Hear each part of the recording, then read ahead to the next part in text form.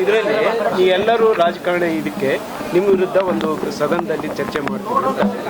ನಿಮ್ಮ ಸಚಿವ ಸ್ಥಾನ ಕೊಟ್ಟಿದ್ದು ತಪ್ಪು ಅನ್ನುವಂಥ ರೀತಿಯಲ್ಲಿ ಮಾತಾಡ್ತಾರೆ. ಏನಿದೆ ನಿಮ್ಗೆ? ದಲಿತರು ಕಂಡ್ರೆ ಹಂಗೆ ಆಗೋದು. ಬಿಜೆಪಿ ಪಕ್ಷದವ್ರಿಗೆ ಒಬ್ಬ ಹಿಂದುಳಿದವರು, ದಲಿತರು, ಅಲ್ಪಸಂಖ್ಯಾತರು ಅಂದರೆ ಇದೇ ರೀತಿಯಾಗಿ ಬರುವಂಥದ್ದು ಅವರು ರೂಢಿ. ಒಬ್ಬ ದಲಿತರನ್ನ ತುಳಿಬೇಕು, ಒಬ್ಬ ದಲಿತರನ್ನ ಯಾವುದೇ ಕಾರಣಕ್ಕೂ ಮೇಲೆ ಕೇಳಿಸಬಾರ್ದು ಅನ್ನೋಂಥ ದೃಷ್ಟಿ ಇಟ್ಕೊಂಡಿದ್ದಾರೆ. ಈಗಾಗಲೇ ಕೂಡ ಅವರೆಲ್ಲ ಕೂಡ ಹೋರಾಟ ಮಾಡ್ತಾರೆ. ಅದಕ್ಕೆ ನಾವು ದಿಟ್ಟ ಉತ್ತರವನ್ನು ಕೊಡ್ಲಿಕ್ಕೆ ಸದನದಲ್ಲಿ ನಾವು ಉತ್ತರ ಕೊಡ್ತೀವಿ.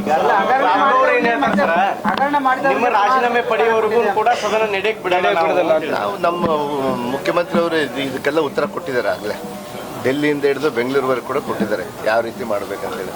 ನಾವು ಸಜ್ಜಾಗ್ತೀವಿ. ಅವರು ವಿರೋಧ ಪಕ್ಷದವರು ಅವ್ರದ್ದು ಒಂದು ಕರ್ತವ್ಯ ಅವ್ರದ್ದು ಕೂಡ ನಮ್ಮನ್ನು ಈ ರೀತಿ ಮಾಡೋಂಥದ್ದು, ಇಕ್ಕಟ್ಟಿಗೆ ಸಿಲ್ಕಿಸೋದು ಅವ್ರದ್ದೆಲ್ಲ ಕೂಡ ಇದೇ ರೀತಿಯಾಗಿ ಮಾಡ್ತಾ ಇರ್ತಾರೆ.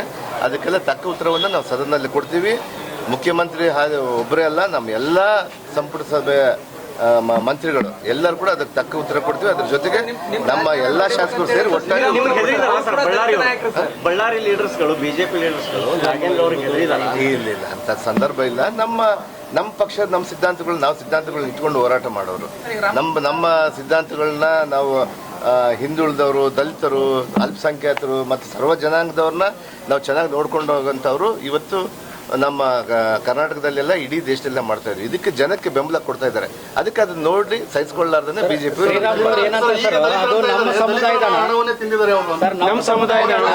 ನೋಡ್ರಿ ಈಗಾಗಲೇ ಕೂಡ ಅದರಲ್ಲಿ ಎಷ್ಟು ಹಣ ಹೋಗುತ್ತೋ ಅಷ್ಟು ಹಣ ವಾಪಸ್ ತಂದಿದ್ದೀವಿ. ಅವತ್ತು ನಾನು ಮಂತ್ರಿಯಾಗಿದ್ದಾಗ ಕೂಡ ಅದು ಯಾವ ರೀತಿ ಪೋಲ್ ಆಗಿದೆ ಅಂತೇಳಿ ಇಡೀ ಪ್ರಪಂಚಕ್ಕೆ ಗೊತ್ತಾಗಿದೆ. ಅದರ ಜೊತೆಗೆ ಇವತ್ತು ಪ್ರಕರಣ ಎಲ್ಲ ನ್ಯಾಯಾಲಯದಲ್ಲಿದೆ. ನಾನು ಅಲ್ಲಿ ಹೋಗಿ ಹೋರಾಡಿ ಬರ್ತೀನಿ. ನಾನು ಬರೀ ನನ್ನ ಮೇಲೆ ಜಸ್ಟ್ ಅಪಾದನೆ ಹಾಕಿದ್ದಾರೆ ಅವರು. ನಾನು ಆರೋಪಿ ಇಲ್ಲ, ಇನ್ನ ಇದಲ್ಲ, ತಪ್ಪಿತಸ್ಥ ಅಲ್ಲ, ಅದಕ್ಕೆ ಅಪರಾಧಿ ಅಲ್ಲ. ನನಗೆ ಅದೆಲ್ಲ ಕೂಡ ನ್ಯಾಯಾಲಯ ದೇವರ ಮೇಲೆ ನನಗೆ ನಂಬಿಕೆ ಇದೆ. ಅದರಲ್ಲಿ ಮುಕ್ತವಾಗಿ ಬರ್ತೀನಿ ಅಂತ ನಂಬಿಕೆ ಕೂಡ ಇದೆ. ಇಲ್ಲ, ಪ್ರತಿ ಸಂದರ್ಭದಲ್ಲಿ ಕೂಡ ನಾನು ದೆಹಲಿಗೆ ಹೋದಾಗೆಲ್ಲ ಕೂಡ ನಾನು ಪರ್ಮಿಷನ್ ತಗೊಂಡೇ ಹೋಗಿದ್ದೀನಿ. ಅವ್ರ ಗಮನಕ್ಕಿಲ್ಲ ಅದು. ನಮ್ಮ ವಿರೋಧ ಪಕ್ಷದವರು, ನಮ್ಮ ಅವ್ರಂತ ಹೇಳಲ್ಲ, ಬಿಜೆಪಿ ಪಕ್ಷದವ್ರು ಇಲ್ಲ.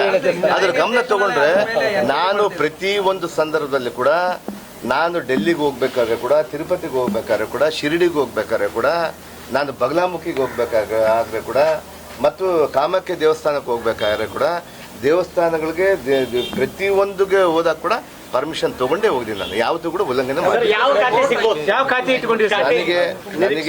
ನನಗೆ ಈಗಾಗಲೇ ಕೂಡ ನೋಡಿ, ನನಗೆ ಈ ಕೇಸಿನ ಬಗ್ಗೆ ಕೂಡ ಈಗಾಗಲೇ ಕೂಡ ನ್ಯಾಯಾಲಯದಲ್ಲಿ ಕೂಡ ತಡೆಯಾಜ್ಞೆ ಕೂಡ ಕೊಟ್ಟಿದ್ದೀನಿ. ತಾವೇ ಮಾಧ್ಯಮದಲ್ಲಿ ತಾವು ನೋಡಿದ್ದೀನಿ.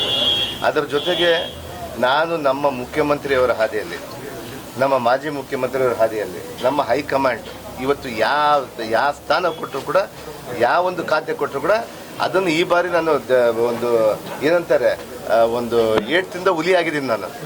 ಈ ಬಾರಿ ನೀವೆಲ್ಲ ನೋಡ್ತೀರಿ, ನಾನು ಮಾಧ್ಯಮದವ್ರಿಗೆ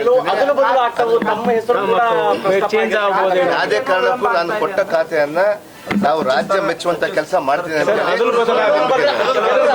ಅದು ಗೊತ್ತಿಲ್ಲ ನನಗೆಲ್ಲ. ಅದೆಲ್ಲ ಗೊತ್ತಿಲ್ಲ ರೀ. ಅದ್ರ ನಾವು ಅದು ಊಹಾಪೋಹಗಳು ಇರ್ಬೋದು. ನಮ್ಮ ಹೈಕಮಾಂಡ್ ನಮ್ಮ ದೃಷ್ಟಿಯಲ್ಲಿ ಈಗಾಗಲೇ ಕೂಡ ನಮ್ಮ ಹೈಕಮಾಂಡ್ ನಿರ್ಧಾರದಲ್ಲಿ ಕ್ಯಾಬಿನೆಟ್ ಅನ್ನು ಎದಕ್ಕೆ ಈ ಸಲುವಾಗಿ ಈ ರೀತಿಯಾಗಿ ಮಾಡ್ಬೇಕನ್ನೋದನ್ನೆಲ್ಲ ಕೂಡ ಈಗ